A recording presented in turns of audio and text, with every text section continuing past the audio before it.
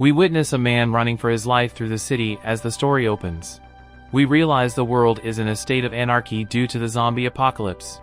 The man believes that life has turned into a terrible hell since he is being pursued by many zombies. We meet a boy named Akira who believes that such a life would be preferable to working in his office, but it turns out that this is just a movie. Nearing 4 in the morning, he feels he should go to bed because he has work to do, but as he falls asleep, he wishes he didn't have to. Akira begins his new job at a production firm 3 years prior. When he introduces himself to everyone, he observes that his co-workers are friendly. We hear that he is eager to begin and that this is his ideal position. He is introduced to his department head after the boss shows him to his desk. He imagines that he will be making well-known advertisements and that he might even run into famous people along the road. He even meets a cute girl after she accidentally bumps into him. She introduces herself as Tori from accounting and says she is always delighted to help. He swiftly assists her in gathering her belongings, and she wishes him luck on his first day. With his coworkers, Akira goes out for drinks at night where they get to know him better. When they learn where he attended college and discover how passionate about rugby he is, they realize he will make a fantastic addition to their team. He gives Tori a glance and thinks she's really cute, which motivates him to put in a lot of effort to get her attention. Akira anticipates seeing everyone the next day as the night goes on, but all of a sudden, everyone stands back up as they prepare to return to the office. They continue to work, and we see that it is now beyond midnight. While Akira perceives a problem, his coworkers appear unconcerned. He ultimately stays up all night and even takes a nap at the office. As time goes on, he starts to worry when he will be able to return home. He ultimately stays up late again before being allowed to depart 2 days later. When he finally makes it home, he collapses on his bed fatigued and realizes the firm is taking advantage of him. At 6 in the morning, barely awake, he begins to wish that he didn't have to go to work. But he quickly snaps out of it and decides that all he needs to do is put in hard work, taking it as the position he has always desired. As he arrives at work, we discover that although their business offers excellent employee benefits like paid annual leave and even mental health days, nobody has ever taken advantage of them. In fact, they even compete to see who can clock in the most unpaid overtime. Although he has worked there for 5 years and is given supper by Akira Sr., he is paid inadequately. All of his coworkers appear to be experiencing health problems, and we also observe that the chief is rather irritable, frequently reprimanding them and even inciting tears in a few of them. Akira nevertheless makes it to his 2nd year in spite of everything. He notices a decline in his health and hygiene, learns that a coworker has left, and is now required to take up the work. He dreads having to work another all-nighter, but Tori brightens him up by bringing him some lunch after noticing he was too preoccupied with she is the only person who can keep him going. But when the boss calls her away, we find out that she is his mistress. Akira leaves for work incredibly late and questions why he is still employed by the organization. Though he considers acquiring a new work, he believes he lacks the time to do so. Even his team's reaction to filling in for him was on his mind. In his 3rd year, he has to deal with a difficult customer who wants the scenario revised to include the director's nephew. When the client threatens to take his company elsewhere, Akira is forced to try and make it work even though he claims it is impossible, and that they have already gone through 5 modifications. He is approaching his breaking point since he is aware that they lack the funding to implement the reforms, and the situation at work is no better. He considers terminating it all so he won't have to worry about his job any longer. He manages to return home while continuing to work, and as he eventually passes out, wishing he could simply stay asleep, we realize there is a report about an outbreak. The following morning, though, his alarm goes off, and he hurriedly gets ready for work. He goes looking for the building management after noticing he has an outstanding debt. Akira assumes that because he doesn't answer his door, he will be late for work. The manager has turned into a zombie when Akira finds him, and it takes him a while to grasp what is happening. When the manager pursues him, the man flees quickly, but additional zombies soon begin to pursue him. He runs straight into the door as it opens in front of him as he continues to run. He understands that everyone has turned into zombies and is unsure of what to do. He believes he will be late for work, but as soon as he steps outside, he notices that everything is in disarray. All he can focus on is the fact that he is no longer required to go to work. As he leaps away from the undead, he knows that he is at last free. He continues to run, reflecting on how his life was only darkness, but now that it is his day off from work, he is able to appreciate how colorful the world is. After relaxing for a moment after making it over a fence, he muses over his next move.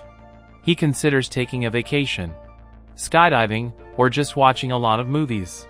He believes he may now fully fulfill his lifelong goals. Suddenly, he considers Tori and considers whether she is secure. Akira resolves to reveal his affections for her despite the fact that she has a thing with the boss since he doesn't want to live in regret. Using the workplace emergency list, he navigates the city on his bike while avoiding zombies and arrives at her residence. As he approaches her door, he begins to hesitate because he fears that she would find him unsettling for showing up at her home. But he argues that he is simply keeping an eye on her. When he discovers her door is unlocked, he calls for her but stops when he sees another man's shoes. Although he can see his boss in front of him, he begins to change into a zombie. As he assaults and throws his at the company and announces his resignation. When his employer falls to the ground below, he sees Tori in the next room. She is already turning into a zombie, therefore he is too late. Akira admits his love for her and how he has been with her ever since they first met. But as he runs away to say goodbye to his first love, she lunges at him. We observe that the zombies have colonized the entire city and are in complete control. Akira purchases some items from the 7-Eleven at night. He believes he is dreaming when he says he will never work again. After making his confession, he feels liberated and decides to obtain a notebook to list the 100 things he wants to do before he passes away, since he believes that he might pass away at any moment and that there is never enough time to complete all he wants. Akira wakes up in a panic after having a nightmare about his chief bugging him about his work, but as he settles down, he realizes he is no longer work. He spreads out on his balcony, enjoying the lovely day, and gets ready to take advantage of his vacation. Beginning with a thorough cleaning of his residence, including polishing his toilet, he then throws his trash off the side of the building. After 3 years, he feels rejuvenated to have some free time to clean. Finally able to relax, he breaks open a beer. He thinks this must be how heaven feels, since he can't believe how fantastic it feels to sleep in and have a beer in morning. In a news report about the city's chaos, we can see that there are numerous fires. We see the reporter's struggles and find out that all forms of communication, including the internet, are not working. Additionally, the administration has not responded, and the broadcast is abruptly stopped. Akira muses over the future but chooses to unwind and indulge in alcohol for the day. He wants to embrace his inner degenerate. But when he runs out of alcohol, he is surprised. He believes the timing is terrible because he had only intended to take it easy, but now he will have to visit the store. He thinks it will be a tremendous hassle as he stares out at the street and all the zombies, but then he remembers the delicious taste of his beer and decides he has no choice but to walk out. Another couple enters the picture while they are confined to their flat. They worry what they are going to do after realizing no one is coming to save them. The woman believes the world is ending, but the man believes they can hold out. He wishes someone would come to their aid as Akira abruptly appears climbing down the drain. The woman hurries out as the man is startled to see him. Akira adds that he was just going through since the stairs in his building was crowded with zombies when she panics at seeing him. Akira denies the man's invitation to enter, saying he is leaving, but the man assures him that their apartment is still secure. He introduces himself as Kasaka and lets them know he lives in the building just next to them. When Akira says he's going to the grocery, he inquires about their needs. She asks for toilet and Kasaka asks him to bring back some food. He is being pursued by zombies while riding his bike, and he believes that they have increased in number despite the fact that he is riding a bicycle. He fears that he may be in trouble if he is encircled, but he decides that he would rather be devoured than forego another beer. He manages to go to the 7-Eleven, but it appears like someone is keeping an eye on him because there is another bike with a camera on it. Akira is singing to. That someone else is already there. A cute girl surprises him, and he feels ashamed that she must have overheard him singing. He chooses to play casual and try to strike up a conversation in an effort to avoid frightening her the way he did Kasaka. He says that he ran out of beer, but the female simply leaves. Akira follows after her as she hears a horn in the distance. He refers to their meeting as a coincidence and requests contact information. The girl checks her phone while observing what is happening with her camera and observing what Akira is purchasing. She claims that he is putting his life in danger for something that is not necessary, and because of this, she does not want to work with him since she believes that doing so will reduce her chances of surviving. Akira tries to defend her as zombies surge into the store at that precise moment, but as a truck suddenly crashes through, the girl pulls him back. Akira is speechless as he stares at the female, but she gets up first and pushes him to the ground. When Akira tries to thank her, he discovers that she has left while his bike is still being damaged. He ponders what she said about assessing danger, but he thinks she is fairly cool and wonders if he will ever run into her again. He senses the approaching zombie and considers how he would return without his bike. He strikes it fortunate, though, and eventually locates a scooter. He recalls that the outbreak occurred around rush hour, which is why many motorcycles and scooters with keys still inside are lying around. He switches to a motorcycle after pondering whether he can purchase a bike that is even better. He crashes into a car door, sending himself soaring into the air. But he manages to land and return to his apartment.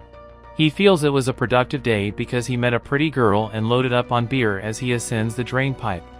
He descends to Kasaka's level and invites them to join him for a drink, but when he looks around, he instead finds a sight of slaughter. Akira drinks alone at night because he believes he could pass away at any moment. He begins writing down the things he always wanted to accomplish in his notebook since he believes that life is too short to resist taking chances. He crosses off the things he has already done, such as confessing to a girl, indulging in an all-day beer consumption, and riding a motorcycle. He continues writing his list, but he only completes 30 items. When he considers his true desires, he is pleased to be able to add 3 more things to his list. He desires to meet the woman of his dreams, see his parents, and spend time with his returning to the morning. We observe how the girl Akira met began her day. She watches the same program, but we see that she takes a variety of supplements after her morning run. It seems pretty dire because she is unable to reach her office in Los Angeles, but she compiles a list of the things she will need to survive. Using her binoculars to examine the zombies, she discovers that there are 2 different types, strolling zombies and running zombies. She counts how many each kind there are and believes that knowing what kind of zombie you are dealing with will greatly improve your chances of surviving it. Before the zombie population grows, she determines she needs to collect supplies, and she even makes preparations to find the safest neighborhood. As soon as she arrives at the 7-Eleven, she sets up her camera and begins collecting the items she needs. Although she is enticed by his luxury, she restrains herself because she doesn't need it. She notices Akira coming and is shocked to see another survivor. She can see that he is being followed by zombies as he tries to speak to her, making her believe that she needs to leave right away. Considering how someone like him even managed to survive, she doesn't think highly of him. She assumes that the distant automobile horn will draw even more zombies when she hears it. When she sees the vehicle has lost control, she tries to make her escape. She believes that now would be the ideal opportunity for her to flee as the truck finally crashes through. She returns to her apartment and is relieved that she was able to gather all of her goods. She examines the zombies she came across along the road, but when she spots Akira again, she wonders how he can be so ecstatic about a beer when they are in such danger. She regrets not being able to take the suite with her, but we also see that she has a list. A list of 100 things to complete before she turns into a zombie. The number 1 host, Shell, is shown consoling a young girl at a host club in Shinjuku. He reassures her that she is secure and advises her to rest, but he receives information about a crisis outside. When the girl hears him telling her to wait until he gets back, she becomes frightened, so he assures her that he will definitely return. He sets off with his friends as they get ready to fight. The club staff is attempting to defend their territory as we see the zombies approach from the outside. We witness them battling the zombies after Shell advises them to do all it takes to safeguard what they have. Akira arrives at Shinjuku while we are still watching him ride his motorcycle, but he appears to be looking for his friend. Akira is shown in his flat a few hours ago as he considers growing a beard now that he is unemployed. He creates a beard with a marker, but finds that it doesn't look good on him. After checking off the task of growing a beard, he muses over what else he ought to accomplish that day. He discovers that the internet is once again functional after seeing several texts. He begins to regret all the overtime he put in as he reads his messages and recalls how he would always decline his friends' invitations to go out because he was too busy at work. He remembers his friend Kensha, who had advised him to quit his work as he scrolls through his contacts. He decides to attempt calling Kensha because he believes that he wouldn't be the kind to just pass away. In the meantime, Kensha is shown to be confined to one of the rooms in a love hotel. He can't leave his room since there are zombies all over the outdoors. We find that he has been confined there for the past 3 days as he finishes the last of his water. He hasn't eaten anything and is going crazy, so he believes this is the end for him. Randomly recalling Akira, who always laughed at his jokes, he receives a call from Akira at that precise moment. Akira invites him to get a drink since he is glad he is still alive and that it has been a year since they last got together. Kensha wonders why he sounds so content, but Akira only wants to know where he is. He informs Akira that he is in Shinjuku, but advises him to ignore him because the city is overrun with zombies. Akira simply promises to meet him again soon. We learn that they were best friends in college and spent 4 years together in the rugby club before Akira abruptly departs. He reflects about their most recent drink together. While Akira toiled away at his job, Kensha boasted about his real estate career, talked about his famous clients, and flashed his new girlfriend. Akira lashes out at Kensha, calling him irritating for all of his boasting, and the two haven't talked since. As the night progresses, Kensha tells him he is being exploited, advises him to resign, and calls him an idiot for staying. Shell is the last person left standing when we next meet him, but there are still a ton of zombies. He laments not being able to keep his commitment to the girl, but acknowledges that he had a nice life, and that this is the end for him. The sound of a car horn suddenly draws everyone's attention, and even the zombies within the hotel start to flee as the zombie is about to seize him. Akira emerges from the neighboring water feature as we observe the zombies congregating around a vehicle with a ball strapped to the horn. As the automobile blows up, Akira enters the hotel. Akira emerges unexpectedly behind Kensha as he surveys the outside his room to see where all the zombies have disappeared. Akira begins to apologize, stating he was correct about the company and acknowledging that he should have quit sooner. Kensha can't believe he actually came. Akira confesses that he was envious of him and begs for forgiveness, but his sins prompt the zombies to return at once. They manage to block the door as they hurriedly run up to the roof and keep back the zombies. Kensha panics because he believes won't be enough to keep them for very long. He is instructed to jump by Akira, who assures him that they will be secure if they can reach the subsequent structure. Kensha believes it to be impossible, but Akira insists that they must try in order to know. He tells Kensha to follow him after he falls off the building and makes it to the other side. When she sees the drop, Kensha continues to believe he is crazy. He doubts his ability to succeed. Kensha tells Akira the truth as the zombies begin to break through. He acknowledges that he didn't enjoy his job either because he had to deceive people every day while maintaining a smile. All of his accomplishments didn't make him happy, and all of his boasting was done merely to make him feel less hollow on the inside.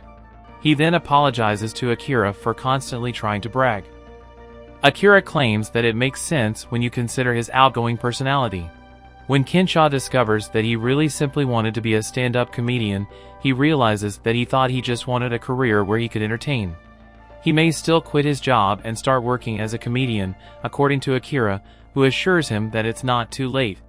When the door is breached by the zombies, Kensha leaps from the structure. He completely disrobes, causing Akira to chuckle, and he is able to grab onto the other side. He begins to sway and fears that he may pass away while still in his underwear, but Akira grabs hold of him. While being raised by Akira, Kensha suddenly screams in anguish. Akira is concerned that a zombie bit him, but Kensha claims it's worse because he hurt his ball. After Akira playing a zombie-themed FPS game, while Kensho cooks Akira and himself a meal on the roof. Kensho mocks Akira for not being able to get a date but wishes him good luck. Akira returns to playing the video game while Kensho examines Akira's bucket list. Kensho adds some things to the bucket list despite Akira urging him to make his own list. Kensho promises Akira he'll be with him for the long haul since he prevented his death.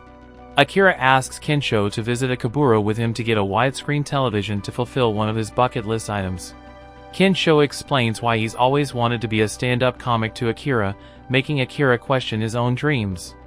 Akira and Kensho run into an issue involving an oncoming truck driven by a zombie. Akira successfully maneuvers his way through all the zombie obstacles. He and Kensho hide in a mall's underground department store area and bump into survivors. These people aren't as positive about the zombie apocalypse as our protagonists. Kensho and Akira realize they can complete one of Akira's bucket list items since most survivors here are females. The girls introduce themselves as Reika, Maki, and Yukari. Reika says they're all flight attendants, making Kensho and Akira happier. Akira questions how he can help the flight attendants have a better time since the zombies are ruining it for him. Akira spots Kensho having an easy time with one of the attendants. This entices Akira to snort tequila to get one of the other girls to notice him and laugh. Akira's plan works out, and all the girls start laughing. Akira visits the restroom to throw up, and Yukari checks on him. Meanwhile, Kensho and Maki visit a store to have intercourse. Reika complains about life, while the other man they survived in the mall with turns into a zombie and attacks her. She screams, alarming Kensho and Maki. Meanwhile, Yukari tells Akira she checked on him because she was worried. However, she confirms she has a boyfriend and knows he must be safe somewhere, upsetting Akira because he wanted to hit it off with her. However, he's grateful that Yukari's a nice person and gave him a chance to dream. At the same time, Maki and Kensho bump into a zombified version of Reika, who attacks and kills Maki. Kensho kills Reika with her suitcase and questions the other man's whereabouts. Yukari confesses her qualms with her career with Akira, who realizes she shares a similar sentiment as him. Despite wanting to work in the production industry, working in this field helped Akira realize that his dream was a borrowed one. Suddenly, the man arrives and kills Yukari. Akira punches him off Yukari but realizes she's been infected. Yukari tells Akira to leave her be and admits she loves her job despite her qualms. Akira departs and bumps into Kensho, who swiped an 8K widescreen television. Akira and Kensho flee the area and return to their hideout. After recalling Kensho and Yukari's words, Akira adds a new bucket list item. He wants to remember his childhood dream. The episode closes with him continuing to play the zombie game. Thank you for watching. If you enjoyed this video and want to see a part 2, then leave a comment. Also, don't forget to like and subscribe if you want to see more content like this. Take care.